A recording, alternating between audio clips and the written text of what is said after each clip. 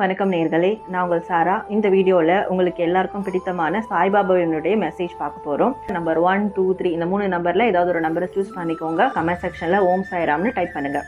Number 1 choose பண்ணவங்களுக்கு உங்கள் வாழ்க்கையில் எல்லா உறவு முறைகளுக்கும், எல்லா மனிதர்களுக்கும், எல்லா நிகழ்வுகளுக்கும் ஒரு காரணம் வர இருக்குது. கூட இருக்கிறவங்க, உங்களை எதிர்பார்த்து இருக்கிறவங்க கிட்ட சந்தோஷமான ஒரு வாழ்க்கையை வாழுங்கன்ட்டு சாய்பாபா உங்களுக்கு மெசேஜ் சொல்கிறாங்க.